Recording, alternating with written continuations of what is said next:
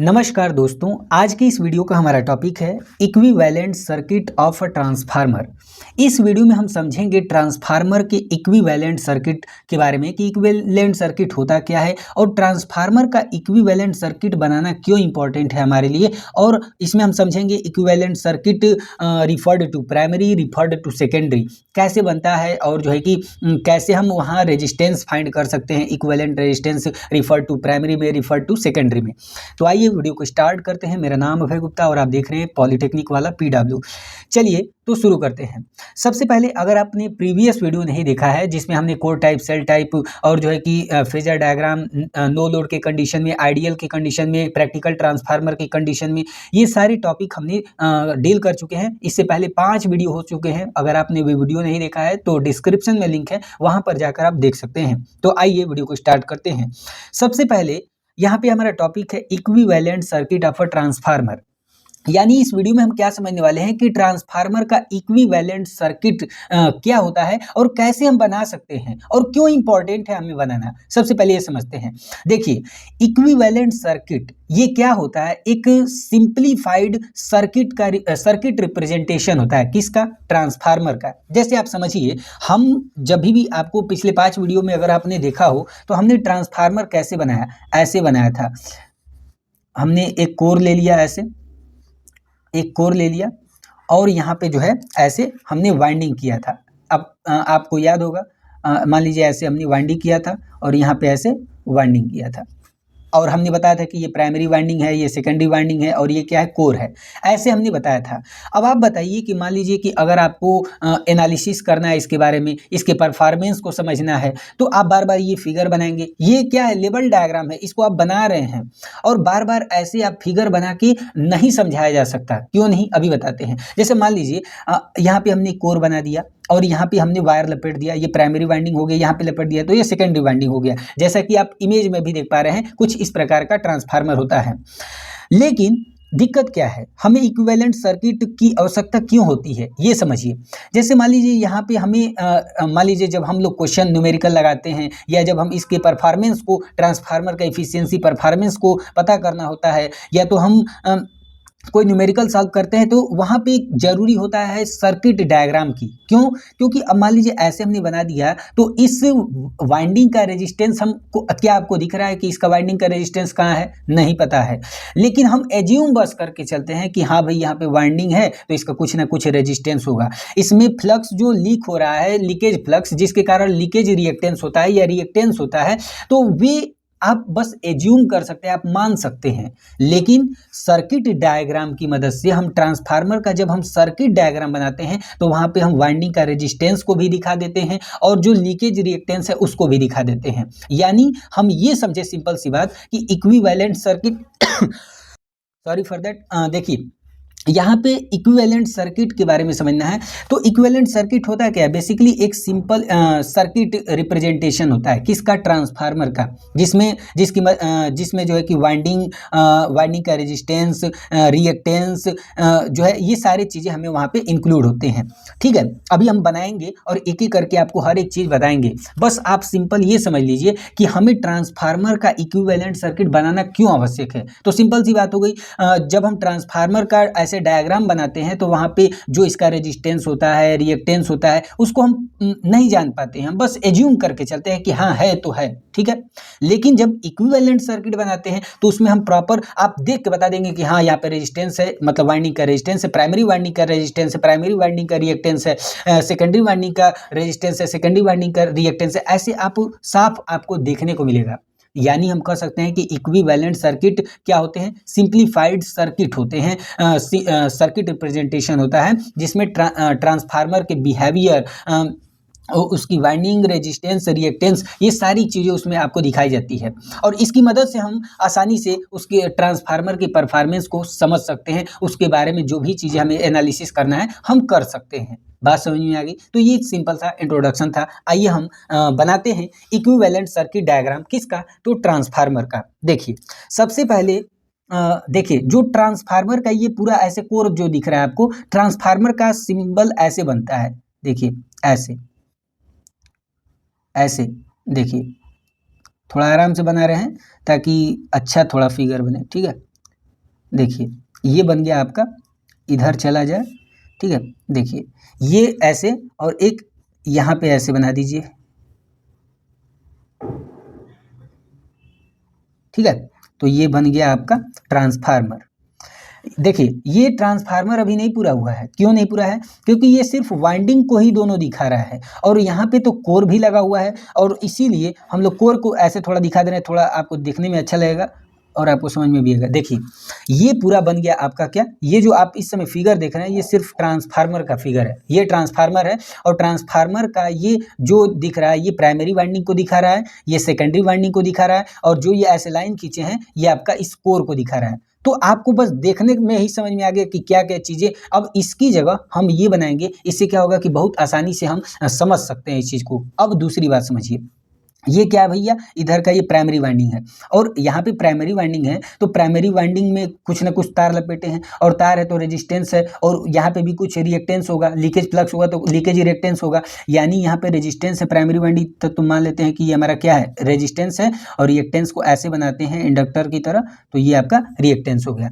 यानी हम पूरा यहाँ पे देखें तो यहाँ पे आपका बन गया, ये पूरा प्राइमरी वाइंडिंग कंप्लीट हो गया। देखिए कैसे समझ में आ गया, ये प्राइमरी वाइंडिंग है हमारा, और प्राइमरी वाइंडिंग को देखिए यहाँ पे दिखाया है, और इसमें जो रेजिस्टेंस होगा उसको हमने अलग से यहाँ पे दिखा दिया, और इसमें जो रिएक्टेंस होगा उसको हमने यहाँ पे अलग से दिखा दिया। यानी आप इसको देखकर यहाँ पे रेजिस्टेंस और रिएक्टेंस का पता नहीं लगा सकते हैं, लेकिन यहाँ पे आपको साफ साफ दिख रहा है कि ये वाइंडिंग का जो हमने इसमें तार लपेटा उसका रेजिस्टेंस है, जिसको हम मान लेते हैं प्राइमरी वाला है तो R1 मान दे रहे हैं, और यहाँ पे जो रिएक्टेंस है इसको X1 मान दे रहे हैं। बात समझ में इतनी आ गई। चलिए अब आते हैं सेकेंडरी साइड में। देखिए सेम उसी तरह, जैसे यहाँ पे तो भाई तार लपेटा होगा, तो यहाँ का भी कुछ ना कुछ रेजिस्टेंस होगा, रिएक्टेंस होगा। तो चलिए यहाँ पे बना लेते हैं, तो ये मान लेते हैं रेजिस्टेंस हो गया, और ये आपका रिएक्टेंस हो गया। बात समझ में आ गई। और यहाँ पे हम मान लेते हैं कि कोई लोड से कनेक्टेड है, ऐसे लोड से कनेक्टेड है, LOAD, या ZL मान लेते हैं कोई लोड है, ठीक है। तो यहाँ पे भी मान लेते हैं सेकेंडरी साइड है, तो मान लेते हैं यहाँ पे रेजिस्टेंस R2 है, और ये क्या है, X2 है। इतनी बात आपको समझ में आ गई। और आपको बताया था कि जो प्राइमरी वाइंडिंग होती है सप्लाई से कनेक्टेड होती है, तो सपोज कर लें सप्लाई से कनेक्टेड है, और यहाँ पे जो सप्लाई है ये क्या है, V1 है, ठीक है। अब आप जानते हैं ट्रांसफार्मर का जो मेन प्रिंसिपल है वो क्या कहता है कि जब हम ट्रांसफार्मर को सप्लाई से कनेक्ट करते हैं तो यहाँ पे सेल्फ इंडक्शन के कारण क्या होता है, फ्लक्स होता है, फ्लक्स यहाँ पे लिंक होता है, तो म्यूचुअल फ्लक्स म्यूचुअल इंडक्शन होता है। म्यूचुअल इंडक्शन के कारण यहाँ पे क्या होता है, EMF करंट बनता है, और जो करंट फ्लो करता है इसमें I2 करंट फ्लो करता है, और यहाँ पे I1 करंट फ्लो करता है। इतनी बात आपको समझ में आ गई होगी। लेकिन हमने आपको बताया था कि जब ट्रांसफार्मर यहाँ पे तो लोड लगा दिए, अगर लोड ना हो तो नो लोड के कंडीशन में, क्या, नो लोड के कंडीशन में, no load condition, at no load condition, no load के कंडीशन में क्या होता है, नो लोड कंडीशन आपको हमने बहुत बार बता दिए हैं कि नो लोड के कंडीशन में ये जो हमारी सेकेंडरी वाइंडिंग है यहाँ पे लोड कनेक्टेड नहीं होगा, और उस केस में क्या होता है, प्राइमरी वाइंडिंग में जो है कि एक जो है कि करंट बहता है, स्मॉल करंट बहता है, जिसको हम I0 से दिखाते हैं। और इसलिए यहाँ पे एक और चीज हम ऐसे जोड़ दे रहे हैं, ये रेजिस्टेंस हो गया और ये रिएक्टेंस हो गया, ठीक है। और ये इससे कनेक्ट, देखिए हमने क्या बताया था कि जब यहाँ पे नो लोड की कंडीशन में क्या होता है कि इस प्राइमरी वाइंडिंग से एक स्मॉल करंट फ्लो करता है, और उस स्मॉल करंट को हम I0 नाम देते हैं, यानी नो लोड प्राइमरी करंट। ये I0 क्या है, नो लोड प्राइमरी करंट है, ठीक है।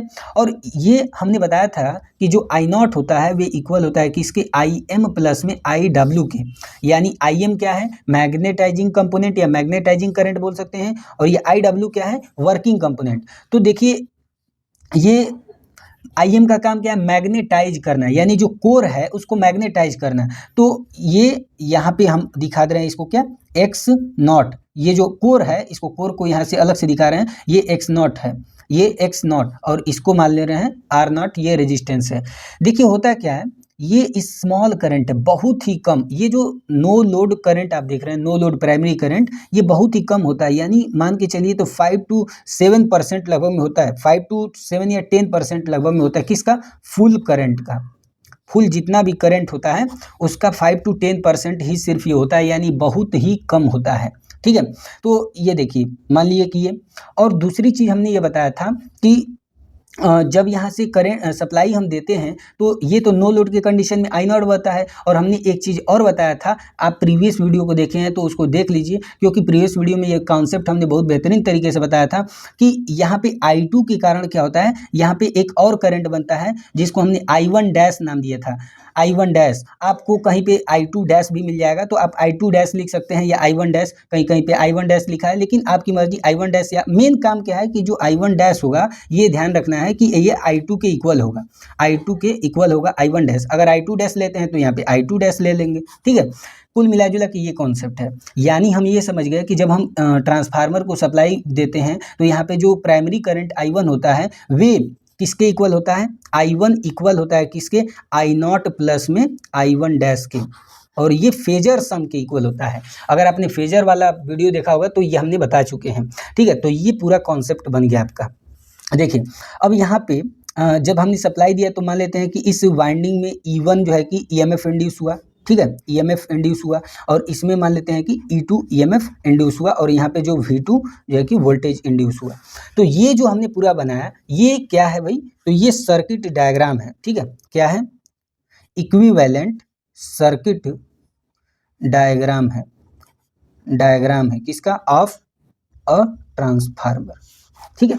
ये आपका इक्विवेलेंट सर्किट डायग्राम है ट्रांसफार्मर का, जिसमें आपको साफ इन दोनों में अगर कंपैरिजन करेंगे तो आपको समझ में खुद आएगा कि देखिए इसमें आपको न रेजिस्टेंस दिख रहा है न रिएक्टेंस दिख रहा है, लेकिन आपको देखिए यहाँ पे ट्रांसफार्मर दिख रहा है। ट्रांसफार्मर की ये प्राइमरी वाइंडिंग है, ये सेकेंडरी वाइंडिंग है, ये कोर है, और यहाँ पे प्राइमरी वाइंडिंग का ये रेजिस्टेंस है, ये रिएक्टेंस है, सेकेंडरी वाइंडिंग का ये रेजिस्टेंस है, रिएक्टेंस है, यहाँ पे लोड कनेक्टेड है। जैसे कि यहाँ पे लोड कनेक्टेड होगा, ये सप्लाई होगा तो देखिए यहाँ पे सप्लाई से कनेक्टेड है। और जब यहाँ पे लोड कनेक्टेड नहीं होता है उस केस में यहाँ पे प्राइमरी एक स्मॉल करंट फ्लो करता है I0, और वे I0 जो है उसके कारण कुछ कोर मैग्नेटाइज होता है, और कोर मैग्नेटाइज होता है तो यहाँ पे कोर दिखा दिए छोटा सा, और ये क्या है, X0 मान लिए हैं, ठीक है, रिएक्टेंस है ये, और कुछ रेजिस्टेंस यहाँ पे मान लिए R0। लेकिन ये I0 बहुत ही कम होता है, एकदम 5 to 7 मतलब 10% के लगभग में, 5 से 10% के बीच में होता है पूरा जितना भी करंट इसमें फ्लो करता है उसका। इसीलिए हम इसको मान के चलते, देखिए यहाँ पे लाए ना ऐसे, तो ये I0 जो है ये निग्लेजिबल होता है, लगभग में नेग्लिजिबल, ठीक है, यानी बहुत ही कम होता है। इसीलिए हम मान लेते हैं कि I1 जो बार है वे I1 डैश के जो है कि I1 डैश के इक्वल होता है, लगभग में, ऐसे लगभग में, ठीक है, लगभग में इक्वल होता है, थोड़ा सा ही कम होता है। तो ये बन गया आपका इक्विवेलेंट सर्किट डायग्राम। उम्मीद करते हैं आप ये डायग्राम अब अपने से बना सकते हैं। चलिए अब यहाँ पे समझिए, यहाँ पे होता क्या है कि ये जो कि I0 है ये बहुत ही कम होता है, इसलिए हम मान सकते हैं कि ये पूरा हम हटा सकते हैं यहाँ से, क्योंकि I0 की वैल्यू बहुत कम है। और जब I0 की वैल्यू कम है तो इसमें जो जब ये करंट इसमें फ्लो करेगा, इसमें फ्लो करेगा तो रेजिस्टेंस के कारण कुछ लॉस होगा, इसके कारण, यानी जो लॉस होता है इसकी वजह से ना ये बहुत ही कम होता है, और मैग्नेटाइज भी करता है तो बहुत ही कम करता है। यानी इस पूरे को हम निगलेक्ट कर सकते हैं, यानी इस चीज़ को इधर लाएं या तो पूरा गायब कर दें, तो यानी हमारा जो डायग्राम बनेगा वह कैसा बनेगा, कुछ इस तरह से बनेगा। यानी अब इस पूरे को हटा दें, क्यों हटा रहे हैं समझ में आ रहा है, क्योंकि I0 की वैल्यू बहुत ही कम होती है, फुल लोड के कंपैरिजन में बहुत ही कम होती है। इसलिए डायग्राम हम ये बना सकते हैं, ये हो गया हमारा रेजिस्टेंस, ये हो गया रिएक्टेंस, और यहाँ पे हमारा हो गया ट्रांसफार्मर, ठीक है, ये हो गया हमारा ट्रांसफार्मर, और ये कोर हो गया, ठीक है, ये आपका यहाँ का रेजिस्टेंस, और ये हो गया रिएक्टेंस, ठीक है। और यहाँ पे आपका लोड कनेक्टेड है, ZL नाम दे दे रहे हैं यहाँ पे लोड का। ये बन गया आपका, देखिए ये हो गया आपका R1 X1, ये हो गया R2 X2, ठीक है। ये जो पूरा था इसको हमने हटा दिया, या तो एक बार इधर करके ये जो पूरा आपको डायग्राम दिख रहा है इसको इधर करेंगे और फिर निगलेक्ट कर देंगे, या तो डायरेक्ट समझिए कि ये पूरा हमने गायब कर दिया, ठीक है। तो फाइनली जो इक्विवेलेंट सर्किट डायग्राम बनेगा वे ये बनेगा। बात समझ में आ गई, तो ये आप उम्मीद करते हैं समझ में आपको आ गया होगा। इसमें करंट क्या फ्लो कर रहा है I1, और यहाँ पे करंट क्या फ्लो कर रहा है I2, ठीक है। तो ये पूरा आपको डायग्राम समझ में उम्मीद करते हैं आ गया होगा। चलिए अब हम समझते हैं इक्विवेलेंट सर्किट डायग्राम समझते हैं, लेकिन रिफर्ड टू प्राइमरी और रिफर्ड टू सेकेंडरी को लेकर। यानी अगर हम क्या करेंगे, इसका मतलब समझिए, दो चीजें होती हैं, एक होता है रिफर्ड टू प्राइमरी, और एक होता है रिफर्ड टू सेकेंडरी, सेकेंडरी। देखिए प्राइमरी में रिफर करने का मतलब क्या है, प्राइमरी में रिफर करने का मतलब क्या है, देखिए ये हमारा क्या है, प्राइमरी वाइंडिंग है, ये क्या है हमारा सेकेंडरी वाइंडिंग। रिफर करने का मतलब सबको उधर भेज दो, यानी देखिए referred to primary winding, refer to primary का मतलब क्या है कि जो भी यहाँ पे सेकेंडरी में चीजें हैं उसको यहाँ पे भेज दो प्राइमरी में। बात समझ में आ गई, यानी यहाँ पे जो R2 है, X2 है, लोड है, ये सब लोग उठ के यहाँ पे चले आएंगे। और रिफर्ड टू सेकेंडरी यानी ये पूरा प्राइमरी को उठा के यहाँ पर रख देंगे। ऐसा क्यों करते हैं, ये refer to primary refer to secondary इसलिए इंपॉर्टेंट है क्योंकि जब हम ट्रांसफार्मर का परफॉर्मेंस या तो उसे उसका जो हम बिहेवियर पता करते हैं, उस केस में हम जितनी भी सारी चीज़ें होती हैं उसको एक तरफ ला देते हैं, या तो प्राइमरी की तरफ या तो सेकेंडरी की तरफ। इसीलिए हम दो कंडीशन पढ़ते हैं, referred to primary circuit diagram पढ़ेंगे और एक रिफर्ड टू सेकेंडरी के लिए डायग्राम पढ़ेंगे। चलिए तो हम सबसे पहले देख लेते हैं इन दोनों को। चलिए तो अगले पेज पे चलते हैं। चलिए तो अब हमारा टॉपिक क्या होगा, equivalent circuit diagram of transformer. लेकिन पहला केस लेकर चलेंगे, referred to primary, primary referred to primary. आपने उम्मीद करते हैं कि जो पीछे बताए वे एकदम बढ़िया तरीके से समझ लिए होंगे, अगर वे समझे हैं तभी ये चीज़ समझ में आएगा। चलिए तो देखिए रिफर्ड टू प्राइमरी का मतलब क्या है कि जो भी चीज़ें सेकेंडरी में हैं उसको लाकर प्राइमरी में डाल दो। बात समझ में आ गई, यानी कि एक फिर से यहाँ पे छोटा सा बना भी देते हैं, नहीं तो आपको समझने में दिक्कत होगी। ये देखिए ये क्या था, ये ऐसे था, यहाँ पे ऐसे लगा, ठीक है, थोड़ा जल्दी बना दे रहे हैं। यहाँ पे क्या है, ये रेजिस्टेंस है और यहाँ पे ऐसे रिएक्टेंस था, यहाँ पे रेजिस्टेंस था और यहाँ पे ऐसे रिएक्टेंस था। बाकी यहाँ पे लोड कनेक्टेड था ZL, ठीक है, और ये हो गया आपका ऐसे, ऐसे था, ये R1 था, ये X1 था, ये R2 था और ये X2 था, ऐसे था। अब हम क्या कर रहे हैं कि रिफर्ड टू प्राइमरी, प्राइमरी में रिफर कर दो, यानी जो भी सेकेंडरी वाली चीज़ें हैं उसको लाके प्राइमरी में रख देंगे। तो क्या डायग्राम बनेगा, देखिए डायग्राम ऐसे बन जाएगा, ये रेजिस्टेंस हो जाएगा और ये आपका रिएक्टेंस हो जाएगा, ठीक है, और यहाँ पे ये हो जाएगा आपका लोड, ठीक है, और ये ऐसे। देखिए यहाँ पे जो रेजिस्टेंस अब होगा वे, देखिए हम क्या पढ़ रहे हैं, रिफर्ड टू प्राइमरी, यानी प्राइमरी में हमने रिफर कर दिया, तो ये प्राइमरी में रिफर कर दिया तो 1 लिख दे रहे हैं प्राइमरी के लिए। लेकिन इक्विवेलेंट, क्योंकि इक्विवेलेंट अब इसको इधर ला दिए तो ये वाला रेजिस्टेंस ये वाला रेजिस्टेंस अब दोनों जुड़ जाएगा, ये रिएक्टेंस ये रिएक्टेंस ये दोनों जुड़ जाएगा, यानी इक्विवेलेंट रेजिस्टेंस लिख देंगे। उसी तरह यहाँ पे जो X1 लिख रहे हैं प्राइमरी में, रिफर टू प्राइमरी के लिए X1 और इक्विवेलेंट के लिए E, ठीक है, और यहाँ पे ZL था तो इधर पूरा ला दिए तो इसको हम मान ले रहे हैं ZL डैश है। बात समझ में आ गई, तो ये जो है आपका डायग्राम बन गया। यहाँ पे मान लेते हैं वोल्टेज V1 है, ठीक है, यहाँ पे वोल्टेज V1 है। अब देखिए यहाँ पे करंट क्या फ्लो करेगा, I1। तो यहाँ पे हमें दो चीज़ें पता करनी होती है कि इसकी वैल्यू क्या होगी और इसकी वैल्यू क्या होगी, यानी R1 इक्विवेलेंट निकालना है हमें। देखिए तो R1E, तो देखिए R1E ये क्या है, ये रेजिस्टेंस है, इक्विवेलेंट RE लिखे हैं मैंने, इक्विवेलेंट रेजिस्टेंस है रिफर्ड टू प्राइमरी, इसको ऐसे समझिए, इक्विवेलेंट रेजिस्टेंस है रिफर्ड टू प्राइमरी। तो क्या कैसे हम निकालेंगे, देखिए पहले ये था और इस वाले को इधर ला दिए, यानी पहले से क्या था R1 था, ठीक है, अब प्लस में इसको ये वाला रेजिस्टेंस को इधर ला रहे हैं, तो ठीक है ला रहे हैं, और इसमें क्या करते हैं हम मल्टीप्लाई कर देते हैं। अब याद कैसे करेंगे क्या मल्टीप्लाई करना है यहाँ पे, तो देखिए प्राइमरी में रिफर कर रहे हैं, मान लेते हैं यहाँ पे नंबर ऑफ टर्न्स N1 है, यहाँ पे नंबर ऑफ टर्न्स N2 है। तो जब हम प्राइमरी में रिफर करेंगे, प्राइमरी में, तो प्राइमरी वाला क्या है N1 है, तो N1 ऊपर रहेगा और N2 नीचे रहेगा, होल का स्क्वायर। ये हो गया आपका इक्विवेलेंट रेजिस्टेंस। ये क्या है लिख दे रहे हैं, equivalent resistance referred to primary, समझ गए, ठीक है। देखिए अगला, देखिए इसका क्या हो जाएगा तब उसी तरह, देखिए X1E ये क्या है भाई, अब समझ रहे हैं, equivalent reactance referred to primary. बात समझिए, आप लिख सकते हैं equivalent reactance referred to primary. तो कैसे निकलेगा, देखिए ये रिएक्टेंस पहले से था X1 और इस वाले रिएक्टेंस को इधर लाएं तो क्या हो जाएगा प्लस में X2, लेकिन हमने रिफर्ड किया प्राइमरी में, तो जब प्राइमरी में रिफर करें तो प्राइमरी वाला ऊपर रहेगा, नंबर ऑफ टर्न्स N1/N2 का होल स्क्वायर से मल्टीप्लाई कर देंगे, तो ये आपका हो जाएगा क्या, लिख दे रहे हैं इसको भी, equivalent reactance, equivalent reactance referred to primary. Writing भले ही नहीं दिख रहा हो, लेकिन आपको जो बोल रहे हैं वे लिख सकते हैं, ठीक है। राइटिंग तो भाई कबाड़ा हो ही गया है।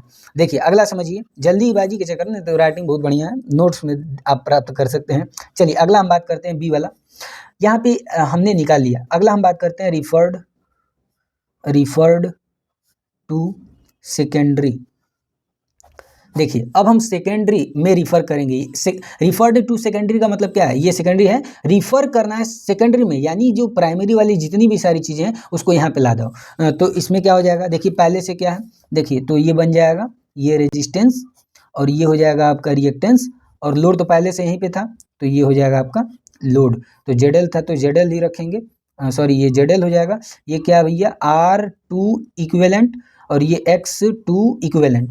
इसका मतलब क्या है, ये इक्विवेलेंट रेजिस्टेंस है रिफर्ड टू सेकेंडरी, ये इक्विवेलेंट रिएक्टेंस है रिफर्ड टू सेकेंडरी। बात समझ में आ गई ना। चलिए तो ऐसे ये बन गया। यहाँ पे वोल्टेज क्या होगा, E1 होगा, कैसे सॉरी E2 होगा। कैसे, देखिए ये यहाँ पे पहले से ये था ना, अब इसको नहीं इधर ला रहे हैं, तो यहाँ पे आप इंड्यूस EMF जो है कि E2 होगा, यहाँ पे V2 होता है, तो इस वाले को ले रहे हैं तो यहाँ पे E2 हो जाएगा, ठीक है। चलिए तो हम निकालते हैं पहला R2E, यानी कि इसको क्या बोलेंगे भाई, equivalent resistance, equivalent resistance referred to secondary, ठीक है।